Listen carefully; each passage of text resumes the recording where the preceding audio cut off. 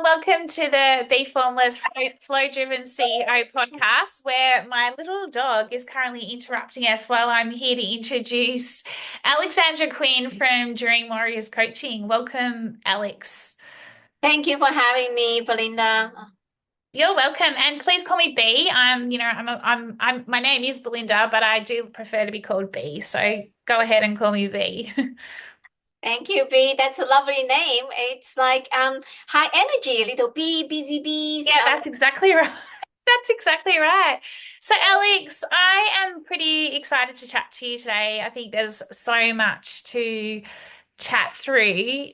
Tell me a bit about yourself. Tell me how Dream Warriors coaching came about, your career trajectory, and yeah, let's just start chatting about the career.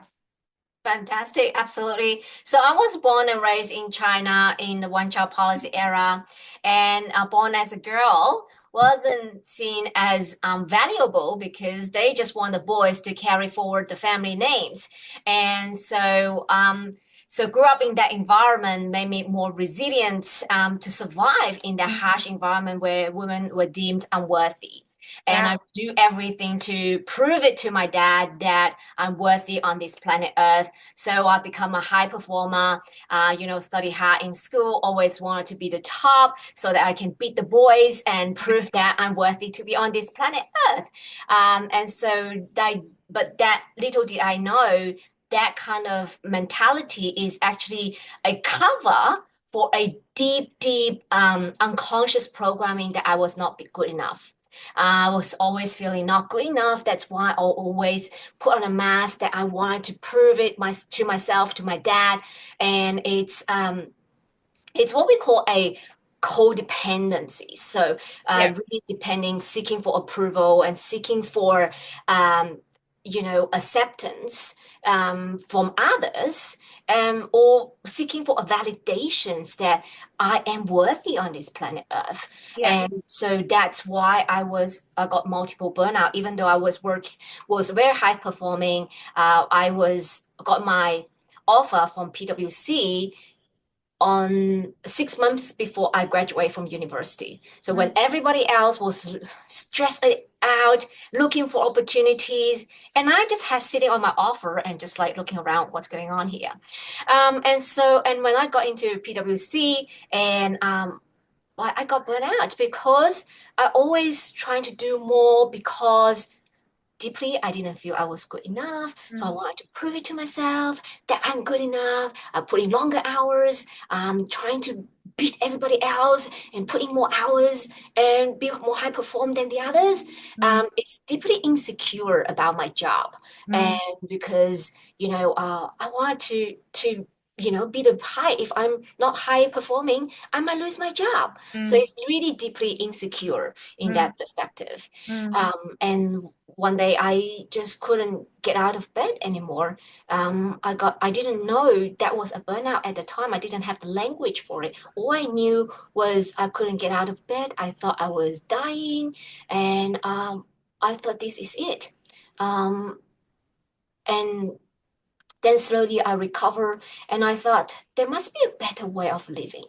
There must be a better way of living, Mm. and that really because during the university, I got an opportunity to study in Europe for 1 year, and I knew there's a better world outside of China, and there's a better places where humans are respected, and so, and so I thought, well, okay, where can I go now?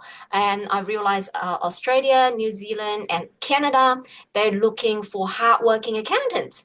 I was like, all right, cool. I think I can do that. Yeah. I can do I'm Yeah. a Yeah. hardworking accountant. Yeah. And that's when I did the application process to I choose to come to Australia because Canada was too cold for me and New Zealand was too quiet for me, and Australia seems a perfect place. Yeah. So I came here to Australia in 2006. And I went back to audit. I went back to, those accounting field that I know. And then I work in Westpac, ANZ, BT Financial Groups, those big groups. And so, but during COVID, everything changed and everyone start to asking about what's life because Yeah, life absolutely. doesn't, Absolutely. yeah, it doesn't last forever, right? We start to have this reality hit was like, well, there must be more than just work. Yeah, And there I must be. Yeah. yeah. So I was playing with my daughter at the time, and then she asked me, "Mommy, you always ask us to dream big and achieve high. So what's your dream?" So at the time, she was 9.5 years old, and she was questioning everything around her world. And I start to realize, holy crap, I actually don't have a dream. I have been born and raised in China. So in the Chinese culture, you always respect your parents and you do exactly what they told you to do. Yeah. And my parents want me to get a good grade at school and get into university, study accountant, and find a stable job. And the best is at the banking. So you get stable paycheck, and then you get married, you have kids, and then you are That's set it. for your life. Yeah. Wow, there's so much to unpack there. And firstly, I just want to acknowledge your burnout because I totally empathize with that. Waking up one day and just not being able to get out of bed, for my own burnout as well. And, I looked at it as a total identity crisis in terms of life, career, and, kind of what is this? I'm utterly exhausted, but there were two parts to it for me. There was the physical side, but also then the mental side of it. And fascinating story from your background and your culture and women never being good enough. And you're right in terms of that. I think for high performers like ourselves, burnout stems from something way, way deeper from our childhood to it's basically for me, it's formed and shaped who we are up until the burnout. And then like you say, then you go back, then you stop, or your world falls apart and it collapses. And then you have this moment of what's this all about? And, the fact that your children or your daughter was raising around, what's your dreams? I totally empathize with that too, because that's when the work actually starts. And that's when you kind of go, there's more to life than this. And, COVID absolutely asked us to, I guess, take a step back, or for some of us, it forced us to, we had no other choice. I didn't have a choice. It sounds like you didn't have a choice either, but to go deep within. What I'm finding fascinating now, though, is that it's like COVID happened, many people experience burnout, but more than ever, the stats are like, I think it was, I read the other day, 1 in 3 people are experiencing burnout. And, for me, I'm not sure what you think about this, but it feels like people are still chasing the old world of success, where if you do this and like everything you've talked around, like getting that role, getting married, everything like fitting into the square box, that's the answer. And so it's quite scary to look around and think that we had COVID. It gave us an opportunity to look at everything, but yet Yeah, mental I versus think. going backwards versus trying to go forwards. Yeah, absolutely. And it's just really a opportunity to reflect on your own life. Yeah, And work is not 100% of life. no, Work is just a part of it. And also, work can be enjoyable. Work can be when you are on purpose. yeah, And so that conversation, I just realized that I didn't have my dream. I wasn't on my purpose. I doing that just for my parents, just for the external expectation. mm, And so come back to the point that you mentioned before. It's really about meeting others' expectation of you. mm, It's not who you are. mm, It's you trying to do something to make somebody else happy, to meet somebody else' expectation of you. And that's why it's outside of you. You yeah, know, the power is actually within, and mhm, yet you constantly looking for external things for validation. Am I good enough? Is this okay? And just it's not coming from you. And so conversation, sometimes little children, they teach us so much when Yeah. we as adults are open to be taught. A Yeah. lot of time adult was like, we're so stubborn. But this is it. You gotta do my way. But when we are open and start to learn from our children, we gain so much from it. And from that conversation, that actually inspired me to say, all right, okay, I'm so sorry I didn't get everything put together. And how can I make it better? And that led me onto a self-discovery journey. Why am I here? What do I really enjoy doing? And what more can I give to this Mm, planet Earth? And that is when you connect to your mission, your purpose, and your vision, then everything started to come together. I mm. started my business. That's why I started my business called Dream Warriors Coaching, because you have a dream and you must be the warrior of your dream. No one else going to make your dream come true. And this journey to make your dream become a reality, it's not going to be a smooth sailing. No, I love it. Yeah. I mean, you raised the word resilience. I've even taken it a step further these days. And I don't even, I mean, I don't think it's just about resilience anymore in terms of resilience is about bouncing back. I call it how do you become anti-fragile? And so when you talk about the warrior piece, nothing always goes to plan. Life is non-linear, right? So how do we continue to bounce forward? So going from like that resilience to that anti-fragile space and place. So when things go the wrong way or don't go as you'd hoped for, rather than kind of sitting there and we can get into mindset and going, woe me, why is this happening to me? It's how do I bounce myself forward? How do I dream again? How do I become the warrior to kind of to bounce myself forward? Not push, but bounce. Bounce so that you're taking that one step or whatever it is forward. I think that is it's so crucial in business, in life, and as a leader these days. Absolutely, Yeah, absolutely bounce forward. And that takes the positive mindset and see opportunities. yeah, What is an opportunity for growth, is opportunity for reset, opportunity to realignment, opportunity for you to be able to create something bigger and greater, even mm, still, mm, right? So it's really that opportunity, rather than seeing, oh my gosh, I got to start from scratch now. yeah, It's been COVID, no one started business and everyone is shut down. How can you start a business during COVID, right? And so instead of seeing as an obstacle, I was like, well, it's an opportunity for me to learn a new skill. So I mm. did start my business during COVID, and Good I on you. learned how to market online. I learned how to build my global community online.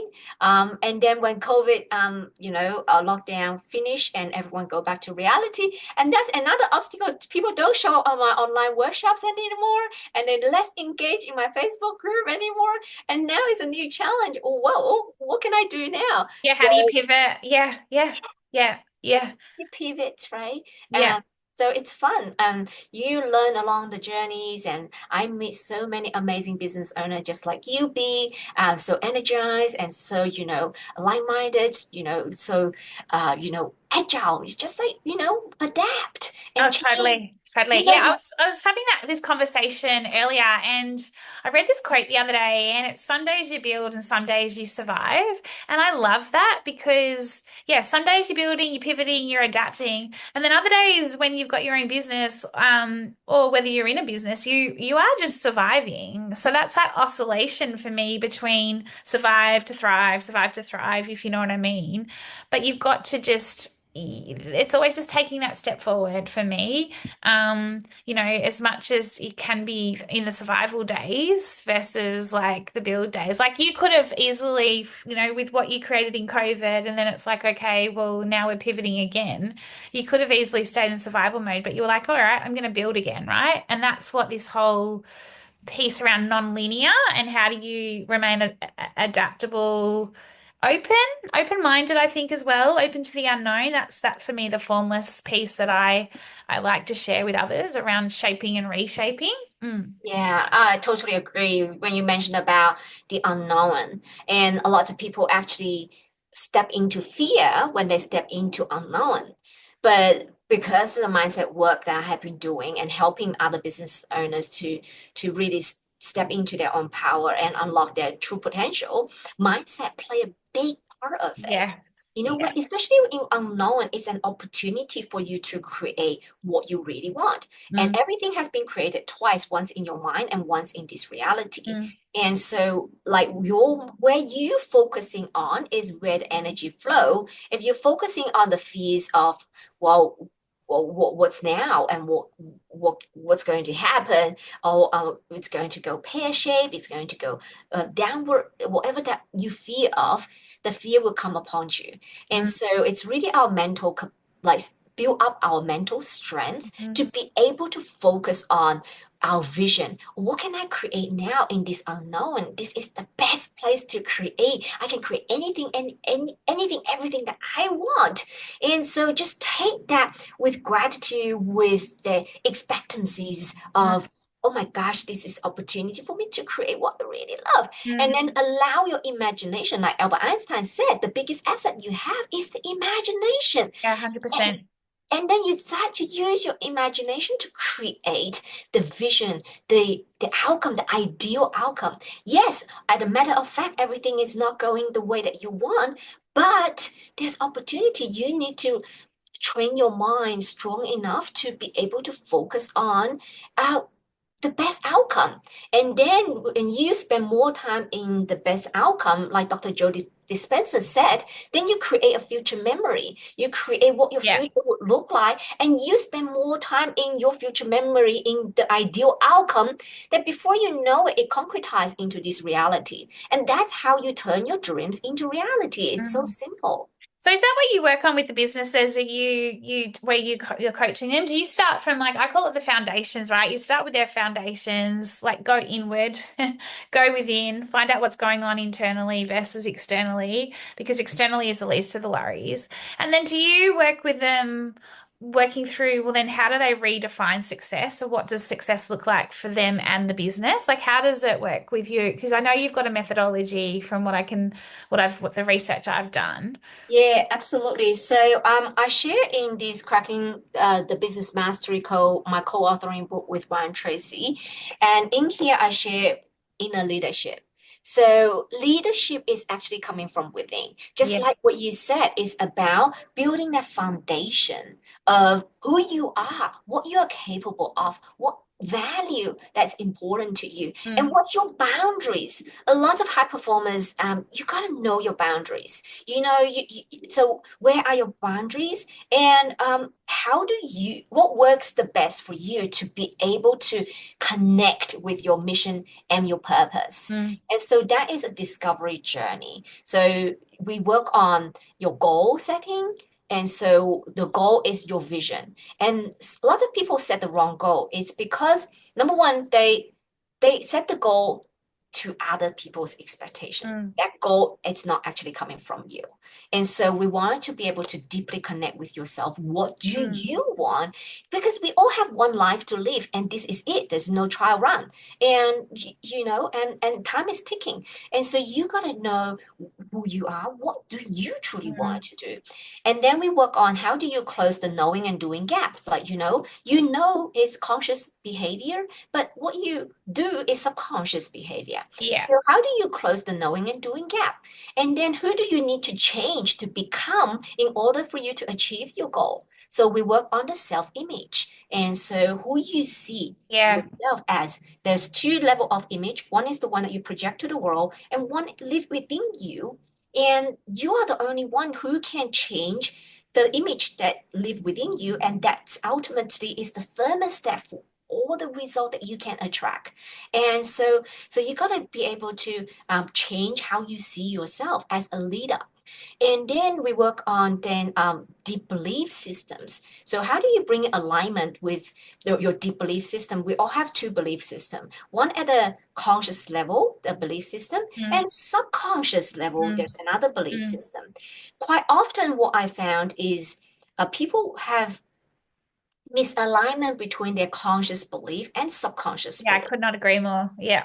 And when that happens, there's so many internal conflicts rise up. Then you kind of like, slow down your decision-making process. You can't go forward, you can't go backward because you're trying to please them, you're trying to make I think everything. that's where the burnout kicks in for me too. That's the conscious and the subconscious and the inner conflict. Yeah, like I think that's you see that a lot because there's something within, and I in my own business, it's about illuminating the soul. It's that high flow, soulful, conscious leadership. Like it's your soul. It's the soul that's like the leadership comes. You call it inner leadership. I call it soulful leadership because if you don't have that connected you've got no hope really at the end of the day. Oh, you're kidding yourself in a way because I kidded myself for so long. I don't even know if that's a word, but in terms of I wasn't listening in here. I was just doing and this like it was all external and it just got louder and louder and louder and louder. And that's probably what you find with your own clients as well, that they're almost at a point where they can't ignore it anymore. Or you crack something open within them where they're like, oh, you've just opened up something that I can't go backwards. I can't stay the same. I can only go forwards.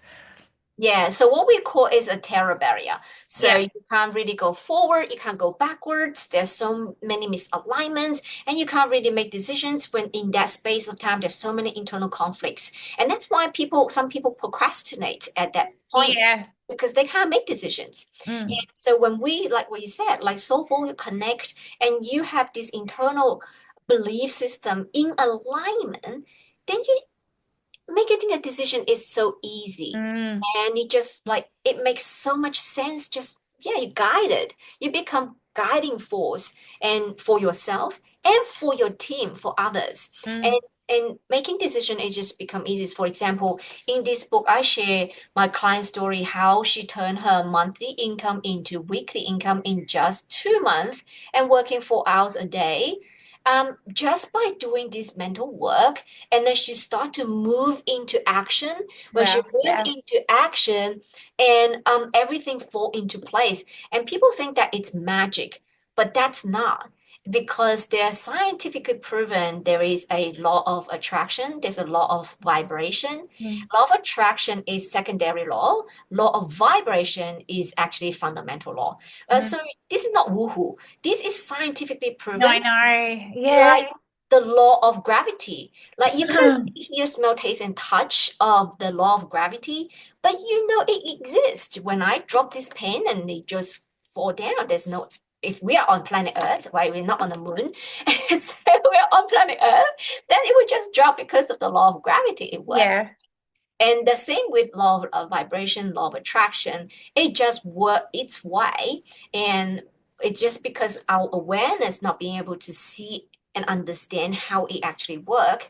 It's when we start to build our awareness how it works, we work with it. It worked for us 100% of the time. So she was working on her vibration, and so she need to elevate her vibration so that she can attract the resources made available to her. And it's also working on her awareness so that the resources, she can see they are of resources for her Mm. rather than ignoring it. Mm. Quite a lot of time when you say nowadays people become human doing and rather than a human being, the Mm. human doing they're so busy. My to-do Yeah. list is so long. I gotta get into one meeting to the next meeting. I gotta be here, be there. I gotta do this, for that. It's do. Go, go, go, go, go. Run, run, run, run, run. Slow down and take a deep breath. I could not agree more around the being versus the doing. And, for me, that's like it's the key. I don't like the word busy. I've never have. Like, I mean, more and more I stopped it in the last business I was in. It was like we're not using the word busy anymore because busy is just a word. It's almost an excuse for being busy for the sake of being busy. Like it's like, well, hang on, let's just look at how productive you are. In terms of you as a high performer. And, like when you're a high performer, no matter like, for me, even my recovery through burnout, they say for me, depending on how severe it is, it's like can be a 2 to 3 year recovery process in terms of working through like I said, the physical and the mental. How do you, because you must have a lot of businesses coming to you to do the inner work, but also then looking at no doubt the total business and how you scale it, kind of you almost do the inner work with the leader, and then you're looking at the total business as well and the team. How do you manage your time and yourself now since post burnout with, when you're taking on these sorts of clients? Yeah, so it's such an interesting topic. I thank you so much for bringing up B. And Sorry, what was that? I love answering this because Yeah. um, time management, it's it's such a big topic, but we can't manage time. We really can't manage time. Everybody got 24/7, right? So it's more about managing your priorities. And 100%. Oh my God, I love we're having this conversation because again, it's subjective time versus clock time. We're so stuck to the clock that priorities is subjective time. So yes, I love this. Yeah. And I love this story from the Harvard University, that professor bringing a jar and he got these big rocks, small rocks Oh and yeah. pebbles and all that, right? So he bring in the jar and then he has these MBA students in front of him and he didn't say a word. He started putting the big rocks in the jar and he said, well, is this jar full? And all the students looking at him was like, yeah, it's full. And then he looked at put the small rocks and sprinkle them across and they fill in the gaps. And then he said, is this jar full? And the students like, no, the get smarter, right? And then he started to look at all those little pebbles and then he filled the pebbles in between the gaps and he lift the jar again. Is this jar full? And the students looking at each other, ooh, no. And then he started to pick out the sand and he fill the sand in the jar and fill in the gap and then to the top. Is this jar full? And by this point, all still looking at each other like, yes, the jar is full. Oh, yeah. And then he bring out the water and he filled the jar with the water. And he said, is this jar full? And every student said, yes. And then he paused and asked the students, what is the moral of The this story. demonstration? And the smarty ones would raise their hands up and say, yes, I know. He's like, oh, tell me. That means no matter how full your calendar is, you can always fill it up with more. 100%, like What? 100%. Hang on. And then the professor said, no, that's not the moral of the story. The moral of this demonstration is if you don't fill the jar with the big rocks, these rocks will never be able to get in. Mm. So, what is the big rocks in your life, in your business, in the work that you're doing? Yeah. Yeah, the high value tasks, the big rocks, that's critical because we get so caught up in the doing, the day to day to day to day to day, the busy, busy, busy, that you're not even getting to the things you're meant to be getting to. And that's kind of for me, the whole clock time versus the subjective time. Because if you think about, like you say, a clock is 24/7, right? And I don't know about you, but I quite often find in businesses and leaders that I'm working with that you look at their schedules, because one of my exercises is to look at their schedules, and it's like just full of meetings. And they're never finding time to get to the high value tasks. And so then when you start to chunk it down and then you start to put the blocks in, like you might give them like you say, two-hour block of deep work or whatever, it's not about 8 till 10 or 9 till 11. It's about what you're focusing on in that block of time. And so that's where the subjectivity comes into it because you might achieve more in that time, or you might, kind of pivot, or like your creativity or whatever might come into play. But it's not about looking at that clock, constantly going, I've got to do this between 8 and 10, and I've got to run through, like you say, the big bad to-do list, which Yeah. has no high value tasks on it, actually. You're just ticking things off a to-do list. Quite often, someone else want you to be in the meeting. Mm, Well, you just really start to question what is important to you. yeah. you want to be in that meeting, or you feel like you have to be in the meeting because someone else asked you. And also, what is important to you as a person? If relationship is important to you, have you scheduled in time in your Yeah. calendar to build those relationships with your children, with your spouse, with the people who is matter to you in your life? Do you have the time for them? And also those, like you said, the high value task. If you otherwise you just fill in with other pebbles and little sand and water rather than those big chunk of time that matter to you and really being able to move your business forward just really matter. Yeah. And so focus on those strategic. For example, like the people who I work with are a lot of them are accountants and bookkeepers, mortgage brokers, financial planners, and those highly educated, intelligent, trust-based industries. It's really about what matter to you. They don't take the time for strategic planning for their business growth. Tell me about it. They just like, oh, I got a day-to-day running of this business, this I deadline, know. blah, blah, blah.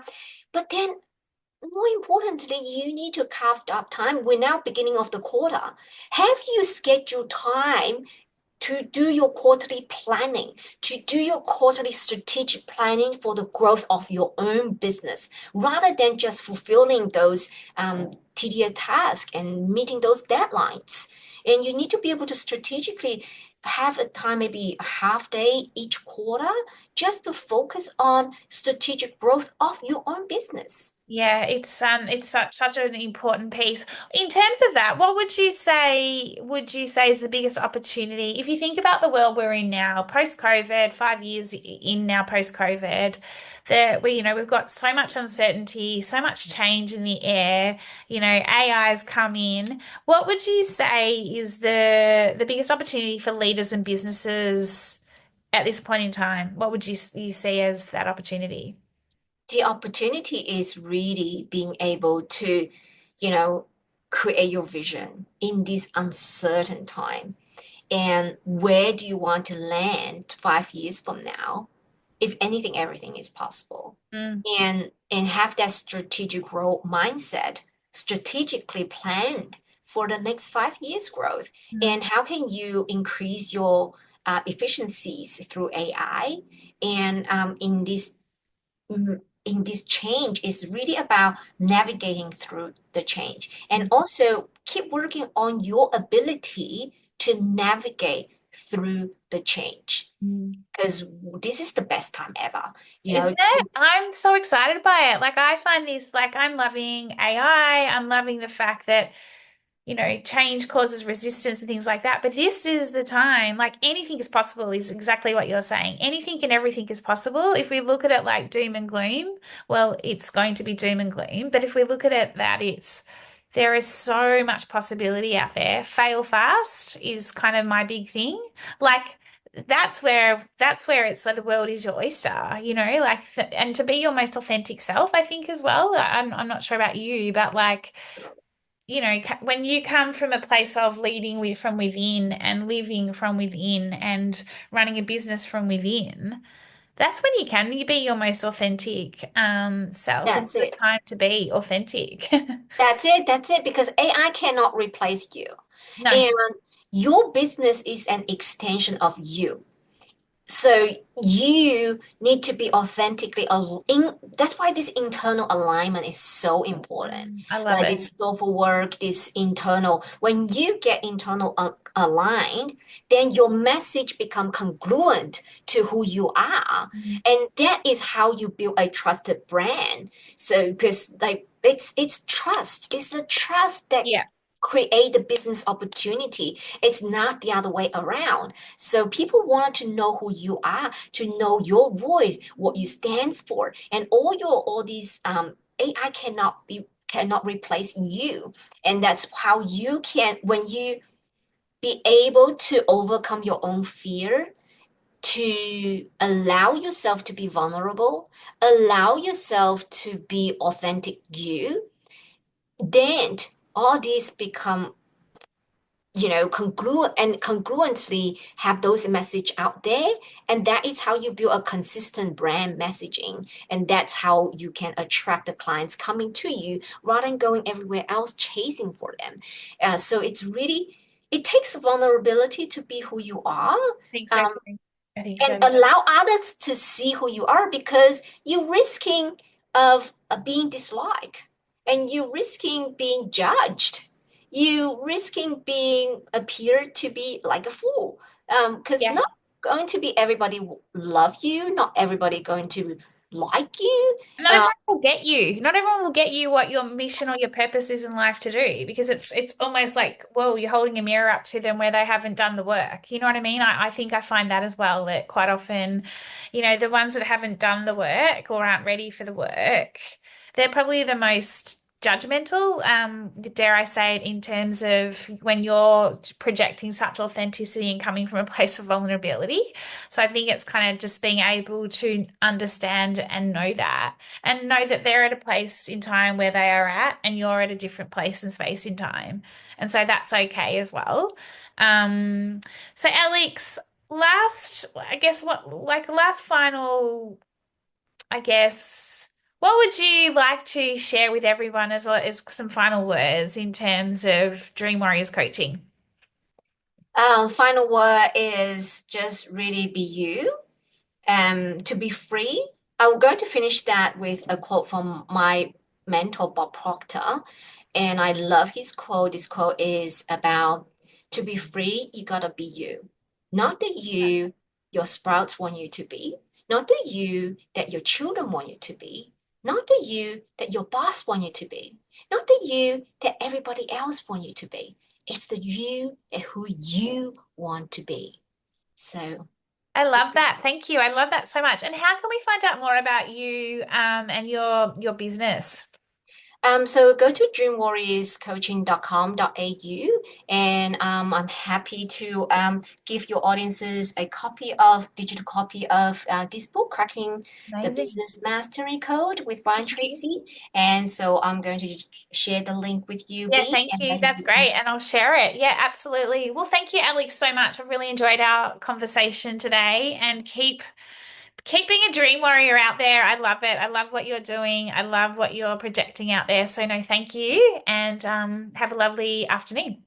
Thank you so much for having me. Thanks.